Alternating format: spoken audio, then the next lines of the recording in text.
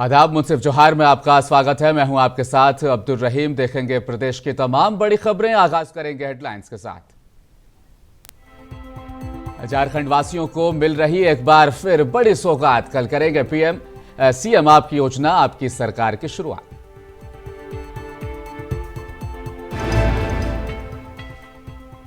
CM के programme से पहले सिमडेगा में नक्सलियों ने पोकलैंड को फूका। पीएलएफआई उग्रवादियों ने घटना की ली जिम्मेदारी।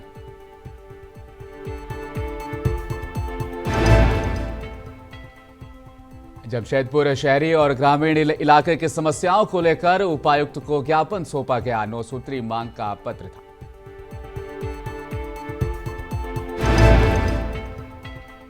और देवउठनी एकादशी आज देवघर के बाबा मंदिर में भक्तों की भीड़। आराधना में लीन नजर आए श्रद्धालु।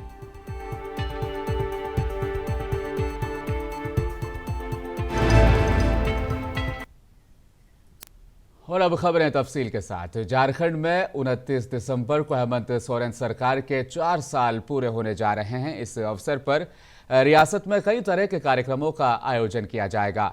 नवाडीह प्रखंड में भी आपकी योजना आपकी सरकार आपके द्वार कार्यक्रम का 15 नवंबर से आयोजन होना था, जिसमें कुछ अब फिर बदल कर दिया गया। अब इसका आयोजन 24 नवंबर यानी कल से नवाडीह प्रखंड के विभिन्न पंचायतों में किया जाएगा। आपकी योजना आपकी सरकार आपके द्वार का कार्यक्रम 24 नवंबर से स्टार्ट करने जा रहे हैं। इसके अंतर्गत मैं पलामू वासियों को बताना चाहूंगा कि हम लोग हर एक प्रखंड के हर एक ग्राम पंचायत में इस योजनाओं के अंतर्गत शिविर लगाने जा रहे हैं। इस शिविर में जो भी सरकार की लाभप्रद योजनाएं होंगी वो वहां पर उसका शिविर लगाया जाएगा और सारी जानकारी आपको दी जाएगी। करीब करीब 25 टाइप के जो सरकारी स्कीम चल रहे हैं उसकी जानकारी वहां पे दी जाएगी। जानकारी के साथ साथ लाभार्थी का एप्लीकेशन भी लिया जाएगा और ऑन द स्पॉट लाभार्थी को उसका लाभ भी दिया जाएगा। वैसे लाभार्थी जिसका ऑन द स्पॉट लाभ नहीं मिल सकता उनको रजिस्ट्रेशन नंबर दिया जाएगा और रजिस्ट्रेशन नंबर के साथ उनको अपना जो एप्लीकेशन है उसका ट्रैक कर सकते हैं कि वहां पे किस स्थिति पे किस स्टेज पे उनका लाभ पहुंचा है। इसके माध्यम से मुझे ऐसा पूर्ण विश्वास है कि सुदूरवर्ती क्षेत्र में रहने वाले भी अंतिम व्यक्ति तक जो भी सरकारी योजना है उसका लाभ समय पहुंच पाएगा। आप सभी से आशा ही नहीं बल्कि अनुरोध है कि आप लोग शिविर में आएंगे और इन चीजों का अच्छी तरीके से लाभ उठाएंगे। हम सभी जनप्रतिनिधियों से भी अनुरोध करते हैं कि वो भी शिविर में आएंगे और लोगों को इसमें आने के लिए जागरूक करेंगे ताकि सरकार की सभी लाभप्रद योजनाओं का लाभ उनको ससमय दिया। जमशेदपुर के हाता जादूघोड़ा मूसाबनी मुख्य सड़क की मरम्मतीकरण को लेकर आज पोटका के विधायक संजीव सरदार और घाटशिला विधायक रामदास सोरेन संयुक्त रूप से इसका उद्घाटन करने पहुंचे। पथ निर्माण विभाग से यह कार्य किया जाएगा जिसकी कुल लागत 32 करोड़ है। आज इसका शिलान्यास किया गया इसकी कुल लंबाई 44 किलोमीटर बताई जा रही है। वहीं इसके संबंध में विधायक संजीव सरदार और रामदास सोरेन ने कहा कि इस सड़क की मरम्मती हो जाने से लोगों को काफी फायदा होगा। सरकार की योजना का फायदा अंतिम व्यक्ति तक पहुंचे, यही हमारी सोच है। जो आज तक नहीं हुआ है वो आज हमारी सरकार राज्य के मुख्यमंत्री हेमंत सोरेन ने करके दिखा रहा है। जो नियम के अनुसार कोई भी नया सड़क बनती है तो उसका हर 10 साल में उसका रिपेयर होना चाहिए, नियम है। लेकिन आज तक आप देखेंगे कि ऐसी सड़क है जो 20 साल 25 साल के पहले सड़क बना है लेकिन उसका रिपेयर नहीं हो रहा है। ये कि आप लोगों को पता है जैसे इस राज्य में सरकार बनी गठबंधन की सरकार, वैसे ही एक महामारी आया जिसके चपट में 1 साल लॉकडाउन और 1 साल अनलॉकडाउन में रहे। और जैसे ही ये लॉकडाउन अनलॉकडाउन समाप्त हुआ वैसे ही माननीय मुख्यमंत्री जी ने पूरे राज्य के लिए हर क्षेत्र में चौमुखी विकास के लिए वो एक ऐसी योजना लाने के काम किए। और जमशेदपुर के सिद्धघोड़ा में चिल्ड्रन पार्क में 5 दिवसीय बाल मेले का आयोजन किया गया। विधायक सरयू राय ने इस मौके पर कहा कि इस तरह के कार्यक्रम से बच्चों और उनके पेरेंट्स को तमाम प्रकार की जानकारियां दी जाएगी। इसके अलावा बाल फिल्म, बाल संगीत, बाल पेंटिंग का भी प्रदर्शन किया जाएगा और कवि सम्मेलन का भी इस दौरान आयोजन किया गया। विधायक सरयू राय ने कहा कि हर साल हम लोग बाल मेले का आयोजन करते हैं ताकि बच्चों का कॉन्फिडेंस ऊपर उठ सके।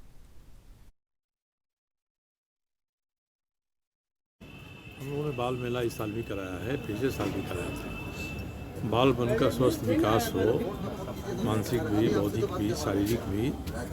और संयुक्त राष्ट्र संघ से लेके भारत की सरकार तक में जो भी नियम अधिनियम कानून बनाए हैं इस वर्तमान दुनिया की चुनौतियों को देखते हुए उसके बारे में अभिभावक जागरूक हों, उसके बारे में शिक्षक जागरूक हों, उसके बारे में प्रशासन के लोग जागरूक हों। बच्चों पर कहीं कोई अत्याचार हो रहा है तो उसके निवारण के लिए कानून बने हुए हैं 1954 से। ये जमशेदपुर में जो बाल मेला हुआ माननीय विधायक सरजू राय जी के सौजन्य से, ये अभूतपूर्व आयोजन है। पूरे भारत में पहली बार बाल मेला का आयोजन इतने बड़े स्तर पर किया। आज हजारों बच्चे आज उपस्थित हुए हर एक खेलों में, वैसे खेल जो लोग भूल गए थे, अपना बचपन लोगों को याद आया। जमशेदपुर शहरी और ग्रामीण इलाके की दिक्कतों को लेकर आज SUCI जमशेदपुर इकाई का एक दल जिला मुख्यालय पहुंचा और उपायुक्त के नाम पर 9 सूत्री मांग पत्र सौंपा। इसमें जमशेदपुर शहरी के अलावा चाकुलिया, धाल भूमगढ़, घाटशिला, पोटका और डुमरिया के कार्यकर्ता शामिल रहे। सौंपे गए मांग पत्र के जरिए उन्होंने शहर में दिन के वक्त भारी वाहनों के प्रवेश पर रोक लगाने, जन वितरण प्रणाली के तहत गरीबों को मिलने वाले अनाज प्रतिमा मुहैया कराने, मनरेगा के तहत प्रतिदिन 500 और साल में 200 दिन का रोजगार दिए जाने, सरकारी स्कूलों में शिक्षकों की बहाली करने, धान का सरकारी दर 3000 रुपये प्रति क्विंटल करने और लैंपस के माध्यम से धान खरीद की प्रक्रिया समेत कुल 9 मांगों को सामने रखा और प्रदर्शन किया। को लेकर आए हैं, लेकिन मुख्य रूप से जो 2-3 मांग है उसको बता रहे हैं। हमारी पार्टी SUCI कम्युनिस्ट पूर्वी सिंहभूम जिला कमेटी की ओर से आज प्रदर्शन किया जा रहा है DC ऑफिस के सामने। मुख्य रूप से मानगो ब्रिज में जो रोज जाम लग रहा है सुबह शाम, पहले तो सुबह 10 बजे से 12 बजे तक लगता था, अभी जाकर के देखिए सुबह, दोपहर, शाम, रात हर समय मानगो ब्रिज जाम रहता है। क्यों? क्योंकि प्रशासन इस पर बिल्कुल लापरवाह है। दिन के समय भारी वाहनों का प्रवेश की अनुमति दे रहा है, 24 घंटा खुला हुआ है, कोई नो एंट्री नहीं है। दिन के समय भारी वाहन हमेशा चल रहा है, इससे रोड एक्सीडेंट हो रहा है। पूरा मानगो ब्रिज सुबह से लेकर शाम तक जाम है। बोला जा रहा है कि फ्लाईओवर बनाएंगे, फ्लाईओवर बनाएंगे। कहाँ फ्लाईओवर है हम लोग को पता नहीं है। ये सब बिल्कुल झांसा दिया जा रहा है। जब तक फ्लाईओवर बनेगा हम लोग देखा जाएगा, 5 साल बनेगा, 10 साल बनेगा, लेकिन अभी तुरंत आम जनता को मानगो ब्रिज के जाम से मुक्ति दिलाना होगा। 14 सूत्री मांग को लेकर आए हैं, लेकिन मुख्य रूप से जो 2-3 और इस वक्त की बड़ी खबर सिमडेगा से है, जहां पर कोलेबिरा थाना इलाके के बोंगराम में नक्सलियों ने बीती रात सड़क निर्माण कार्य में लगी कंस्ट्रक्शन कंपनी को पोकलेन जो एक मशीन थी उसे आग के हवाले कर दिया। घटना के बाद इलाके में तनाव का माहौल बन चुका है। वहीं SP खुद जाकर हालात का जायजा ले चुके हैं। बता दें कि सिमडेगा के कोलेबिरा में आगामी 29 नवंबर को CM हेमंत सोरेन का कार्यक्रम होना है और उसके महज 6 दिन पहले अब PLFI उग्रवादियों के एक संगठन ने इस आगजनी की घटना को अंजाम दिया है और इसकी जिम्मेदारी भी ले ली है। कोलेबिरा थाना क्षेत्र के बोंगराम में PLFI के उग्रवादियों ने मनोहरपुर सड़क बना रहे BKS कंस्ट्रक्शन कंपनी की पोकलेन को आग के हवाले कर दिया। PLF उग्रवादियों ने वहां पर अब पर्चा छोड़कर घटना की जिम्मेदारी ली है। घटना के बाद क्षेत्र में दहशत का माहौल है। कोलेबिरा थाना अंतर्गत रोड एक्सटेंशन का कार्य यहाँ पे चल रहा है, जिसमें कल रात करीब 3 बजे के आसपास एक पोकलेन जो यहाँ लगी हुई थी उसको जलाया गया है और हम लोग अभी इसमें यहाँ पे पेट्रोल पंप का जो CCTV है उसके फुटेज को भी चेक कर रहे हैं और अन्य जो हमारे पास स्रोत है उससे हम लोग जानकारी इकट्ठा करें, अभियुक्त की गिरफ्तारी का प्रयास करें। यहाँ पे एक पर्चा भी मिला है जिसमें PLFI ने इस घटना की जिम्मेवारी ली है।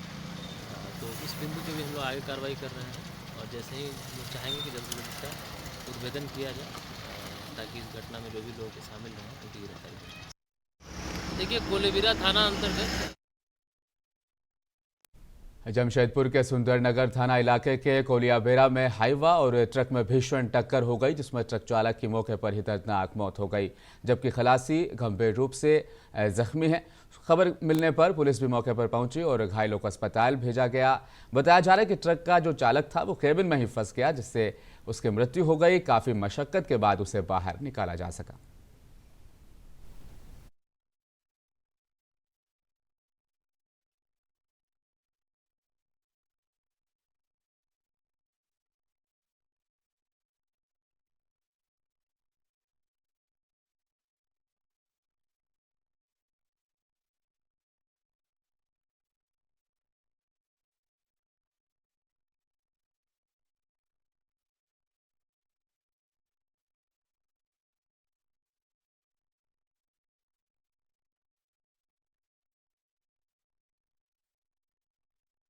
और अब बात करेंगे गुमला जिले के सामाजिक कार्यकर्ताओं की। इन्होंने एक बार फिर इंसानियत की मिसाल पेश की और हर कोई अब इनकी इस मिसाल की तारीफ कर रहा है। 25 दिनों से रांची के राज हॉस्पिटल के वेंटिलेटर में इलाजरत 55 वर्षीय नज़ीर हुसैन, उसका बिल 16 लाख का हुआ था जो उसका परिवार अदा नहीं कर सकता था। इसके बाद सामाजिक कार्यकर्ताओं ने डोनेशन के जरिए से इतनी बड़ी रकम जुटाई और इसकी अदायगी की। नज़ीर हुसैन का परिवार भी अब इससे काफ़ी खुश नजर आ रहा है। हमारे सहयोगी ने तफसील से खबर भेजी, आपको दिखाते। जोहार झारखंड, ये तस्वीरें आपको दिखा रहे हैं रांची स्थित राज हॉस्पिटल से। जी हाँ, और सबसे बड़ा सवाल कि रांची के राज हॉस्पिटल में 1:30 बजे रात को आखिर ये लोग, इतने सारे लोग यहाँ कर क्या रहे हैं। जी हाँ, दरअसल इसकी सच्चाई जानकर आपको भी बहुत आश्चर्य होगा और शायद कहीं ना कहीं आपके मन में भी एक उबाल सा पैदा होगा। जी हाँ, ये जो चेहरे देख रहे हैं आप, दरअसल मैं इनको कहता हूँ कि आप पूरे दुनिया के लोग इनको कहेंगे ये दरअसल समाज के योद्धा हैं, ये है वॉरियर, ये है समाज सेवी। जाने अनजाने में समाज सेवी को लोग ऊट पटांग बात कह देते हैं कि सदर का क्या है कदर। तो आज उनके मुंह पर भी एक तमाचा लगने जा रहा है जब इनकी असलियत और सच्चाई आपको मालूम पड़ेगी।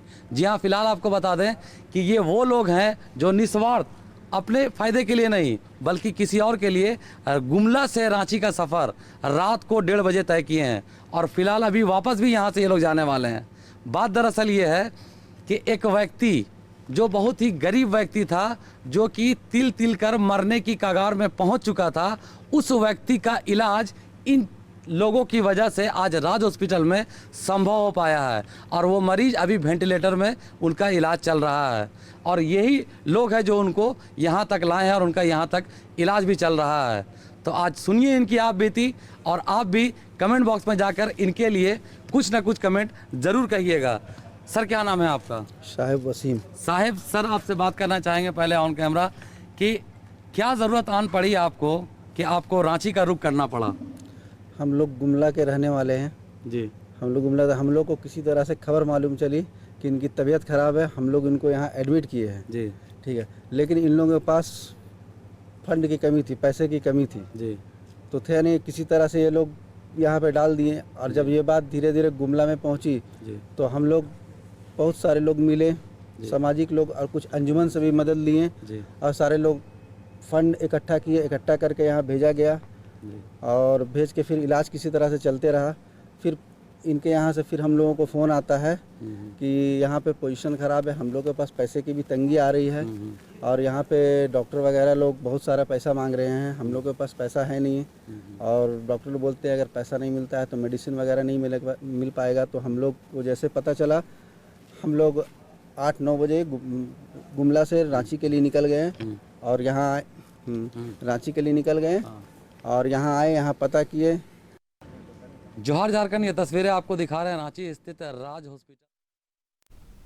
दुमका के साहिबगंज मुख्य मार्ग पर टास्क फोर्स द्वारा मालवाहक वाहनों की जांच की गई। जांच अभियान के तहत कोयले से लदे वाहन, गिट्टी लदे वाहनों के साथ सभी प्रकार के मालवाहकों की जांच की गई। इस संबंध में अंचलाधिकारी प्रतिनिधि से राजस्व उप निरीक्षक पिंटू सोरेन ने बताया कि जांच के दौरान 45 वाहनों के कागजात की जांच की गई, जिसमें सभी के चालान सहित कागजात सही पाए गए। मौके पर कांठीकुंड थाना प्रभारी नित्यानंद भोक्ता, एएसआई प्रेमचंद महतो के साथ पुलिस दल मौजूद रहा।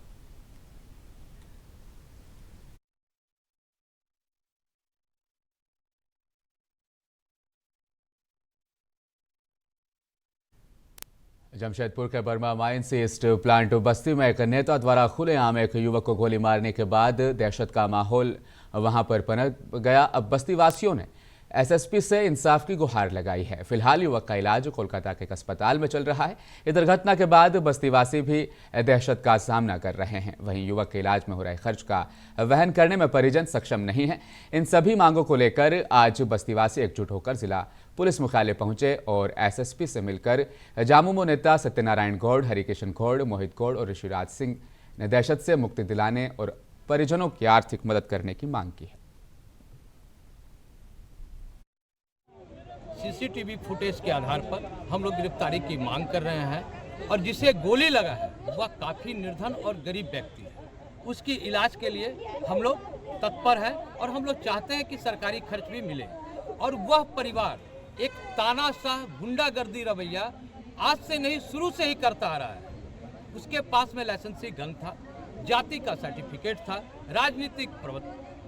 हम यही चाहिए, मेरे बच्चे मेरे वापस आना चाहिए, मेरा इलाज अच्छे से होना चाहिए। मेरे पास उतना पैसा नहीं है कि हम उसका इलाज कर सकेंगे। मेरे बच्चों को मेरे को वापस चाहिए। प्रशासन से यही है, मेरे बच्चे को वापस चाहिए। हम यही अपील करते हैं, सारा इलाज का खर्चा वो लोग अपना उठाए, मेरे बच्चे को सही सलामत मेरा गोदी में दे दे। जैसे हंसते खेलते किया उसे हंसते खेलते मेरे गोदी में दे दे। मेरे संपूर्ण रूप से नहीं हुई है। सीसीटीवी फुटेज के आधार पर हम लोग गिरफ्तारी।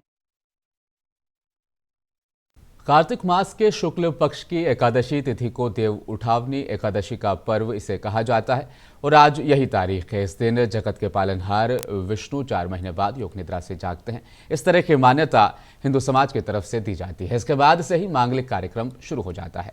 आज के इस दिन पर देवघर के बाबा मंदिर में भारी अकीदतमंदों की भीड़ देखी गई। उन्होंने जल चढ़ाया और विष्णु की आराधना की।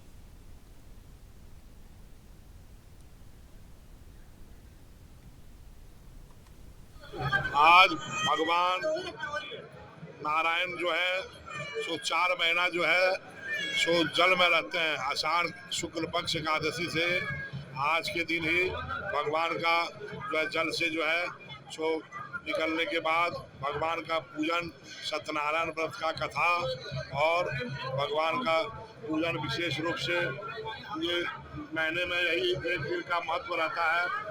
शारद पुष्प इसको कहा जाता है। जो शरद पुष्प इस महीने में जो पुष्प खिले, ये पुष्प भगवान को अर्पित किया जाता है। और तुलसी दल और बाबा बैद्यनाथ का और हरिहर का यह जो मिलन हुआ है, इसलिए विशेष रूप से आज के दिन में सबों के घर में जो है ईख का केतारी का जो है घर बनाया जाता है।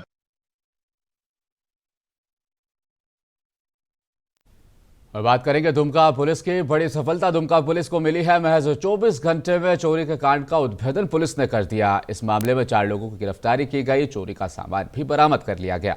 दुमका पुलिस ने महज 24 घंटे के भीतर चोरी कांड का उद्भेदन कर बड़ी सफलता हासिल की। 24 घंटे के अंदर घटनास्थल के पास सीसीटीवी कैमरे के फुटेज खंगाले गए और खबरी को तैनात कर दिया गया। कांड में संलिप्त 4 अपराधकर्मी मोहम्मद शमशेर उर्फ धुनिया और उसके 3 साथियों को गिरफ्तार कर चोरी का सामान भी बरामद कर लिया गया।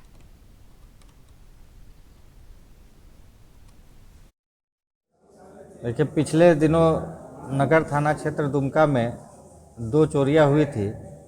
एक 19 तारीख की रात और एक 20 तारीख की रात को। 19 तारीख की रात में जो चोरी की घटना हुई थी वो पुलिस लाइन के आगे घर में, जिसमें कार भी चोर लेके चले गए थे। और 20 तारीख का घटना में हुआ था जिसमें लैपटॉप और स्वर्ण आभूषण और रोल गोल्ड के कुछ सामान और मोबाइल वगैरह चोरी किए थे। तो दोनों केस में बरामदगी हुई है। कार हम लोगों ने बरामद कर लिया है जामा थाना क्षेत्र से। और उसमें भी हम लोग अविलंब जो भी उसमें शामिल हैं उसका पहचान कर रहे हैं और निश्चित तौर पर काफ़ी कम समय में उन लोग को गिरफ्तारी कर ली जाएगी। और जो 20 तारीख में होंडा शोरूम के पास एक घटना घटी थी जिसमें लैपटॉप वगैरह जो चोरी हुआ था, उसमें शामिल अपराधकर्मी जो थे। और आखिर में एक बार फिर नजर डालेंगे हेडलाइंस पर। झारखंड वासियों को मिल रही एक बार फिर बड़ी सौगात। कल करेंगे सीएम आपकी योजना, आपकी सरकार की शुरुआत।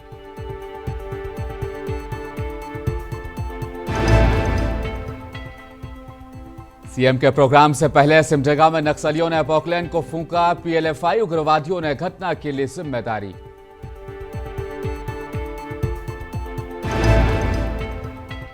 जमशेदपुर शहरी और ग्रामीण इलाके की समस्याओं को लेकर उपायुक्त को ज्ञापन, 9 सूत्री मांग पत्र सौंपा गया।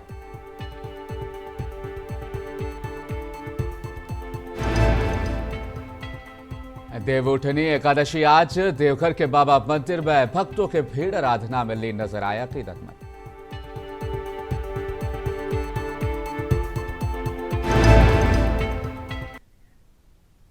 मुंसिफ जोहार की खबरों में फिलहाल इतना ही। मजीद खबरों के लिए बने रहिए हमारे साथ, देखते रहिए मुंसिफ टीवी न्यूज़। नमस्कार।